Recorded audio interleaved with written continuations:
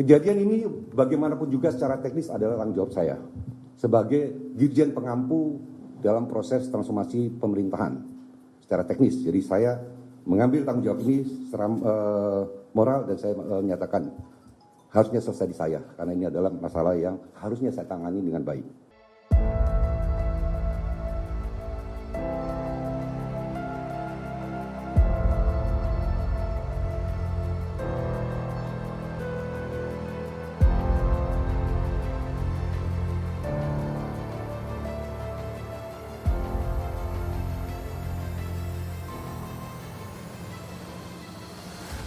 Anggota Komisi 1 DPR fraksi PDIP, Effendi Simbolon, menanggapi soal mundurnya Dirjen Aptika Kominfo, Samuel Abrijani Pangerapan.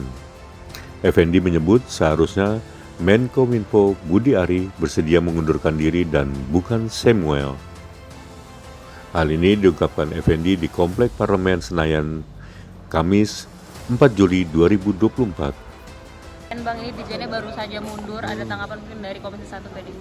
Saya menyayangkan Pak Samuel mundur karena beliau orang baik dan ini kan sudah direncanakan lama, bahkan anggarannya sudah dipakai.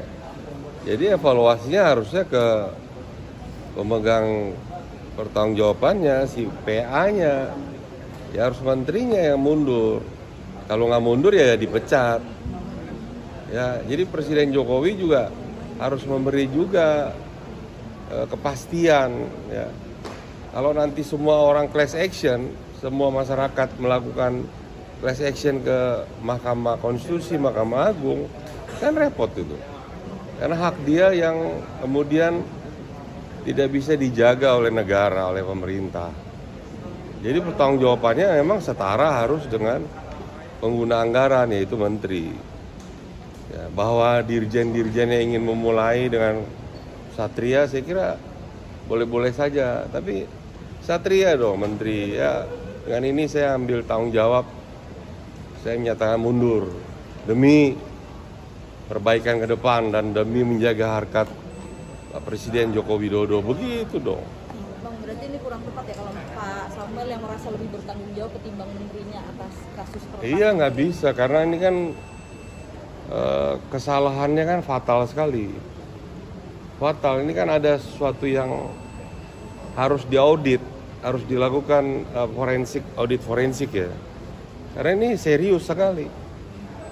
Jadi kita memang bukan hanya soal data ya, tapi soal koordinasi kepemimpinan juga luar biasa ya, lemah ya. Jadi di era Pak Prabowo nanti ini nggak boleh ada kompromi. Jadi kita berharap memilih kabinetnya juga kalau perlu fit and proper test semua lah, lewat publik lah. Jangan karena suka, bagus, gayanya apa.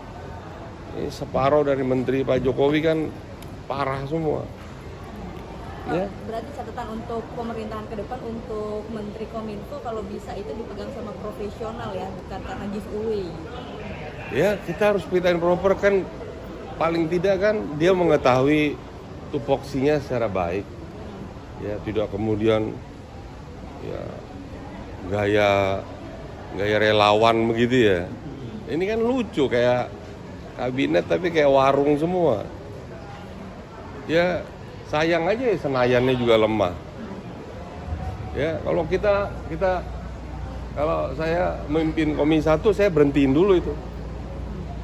Ya atas nama konstitusi kita berhentikan dulu sepihak, bisa. Jadi dengan ini kita nyatakan saudara menteri itu berhenti, bisa. Jadi presiden juga sama kayak keputusan DKPP, bisa dia memerintahkan presiden untuk melakukan dalam kurang-kurangnya 7 hari.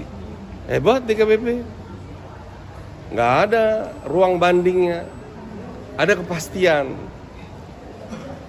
Kan itu yang perlu menjaga kewibawaan. Sebab PDN ini kan sangat serius. Bukan hanya anggarannya, tapi ini kan menyangkut keamanan negara. Masa hanya setara dengan dirjen yang notabene adalah birokrat. Harus PA-nya kan pengguna anggaran dan penanggung jawab on behalf dari government, dari administrationnya Jokowi kan menteri. Untuk dia memberikan juga kepada publik bahwa saya ikut bertanggung jawab terhadap kesalahan itu dong. Pak, kalau untuk anggaran untuk pemulihan PDN ini apa sudah disampaikan atau seperti apa? Ya ini sulit ya, ini dari awal memang kita meragukan ya, jujur aja meragukan ini. Karena cara pemilihan instrumen sistemnya juga tertutup ya. Jadi saya menyarankan untuk harusnya tadi di paripurna tadi tidak terlalu normatif begitu kan, sayang uang negara hanya untuk paripurna model-model begitu. Jadi ada keputusan di paripurna juga untuk memberhentikan sementara Saudara Menteri Kominfo atas dugaan begini-begitu dong.